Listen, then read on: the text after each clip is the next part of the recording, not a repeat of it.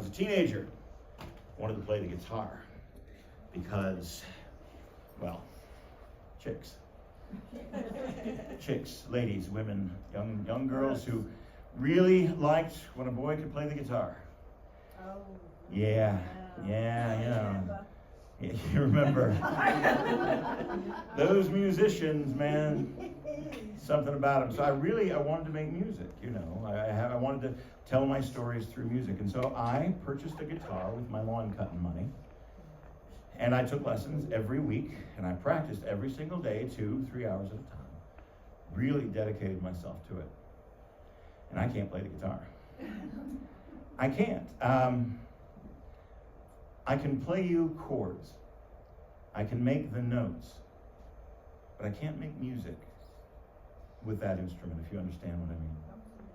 What I want to say, that the gift that I have was not in that instrument. Despite my mother's best wishes, I can't play the accordion the way she wants me to. And you should all be very grateful for that, because this would be a very different show right now.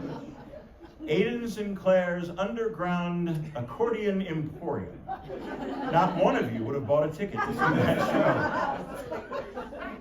She wouldn't be sitting there going, oh look, I saw how he's doing that. You're right. Instead, when I was in my mid-20s, I discovered this instrument. This is the instrument that I use to tell my stories. This is how I make music. This is my blank canvas, my empty page thirsting for words. The stories I haven't lived in my life yet, and the poems I have yet to write, it's all contained here. And it's nothing. It's a stack of paper. But I have really mastered this instrument. So much so that I have traveled around the world using this. People have hired me to go literally around the world. I've toured Europe, I've gone to Japan and China. I've entertained the troops at the USO with this. Don't ever let anyone tell you that the gift you have is inconsequential or small.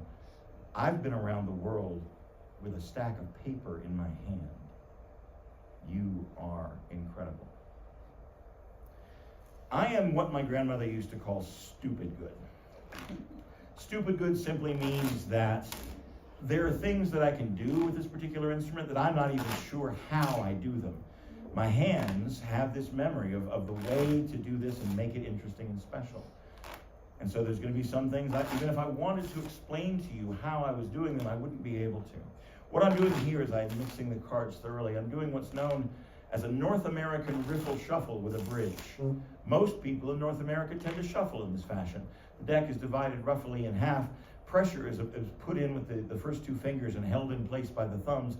The thumbs slowly release the pressure and the cards riffle together. The pressure is then reversed and they make a neat little waterfall pattern. The North American riffle shuffle with a bridge. Canadians tend to shuffle the corners together first instead of the broad parts and then do. But I can't do that, so I won't. People from Europe tend to shuffle in this fashion, overhanded, like this. It's called a European overhand shuffle. It was invented by the French, and it allows them to stick their pinkies out and be elitist and snotty while they're shuffling down. European overhand shuffle. If you were from the Middle East, you would tend to shuffle in this fashion, pulling small packets off of the top and simply shuffling the cards together like that. Middle Eastern shuffle. There are some, the Dutch, in fact, jam them together like that and then make the waterfall, and it's really pretty and it sounds nice and it mixes up the cards. This is known as a Jewish cut. It is called a Jewish cut because of the Passover.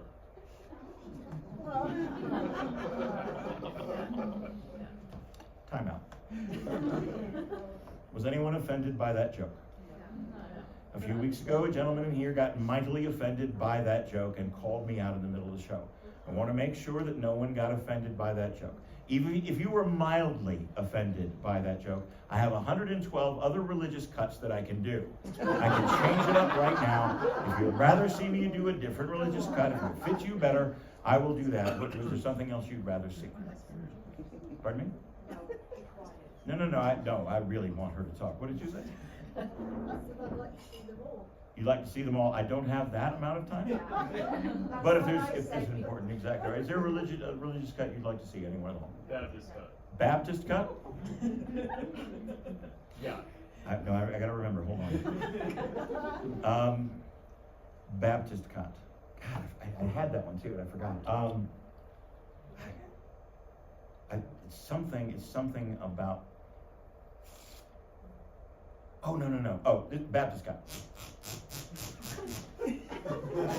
Wound up too tightly. That's a Baptist cut. Sorry, yeah, there you go. All right. Yeah, it's been a minute since I've done this. Anybody else before we move on? Any other religions you'd like to see? I really want to hear what she has on her mind. You're silencing her before the show gets funny. Anybody else? Any other religions at all? No? You pick one. Me pick one? Yeah. Okay, all right. What'd you say? No, atheist. Atheist.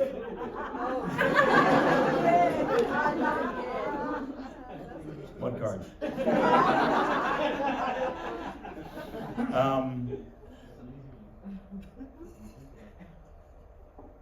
That's called a Catholic cut. Catholic cut. See how I'm pulling out in the middle?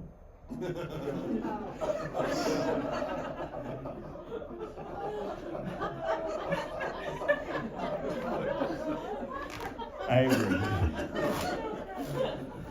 The nights I wait for someone to yell out Catholic.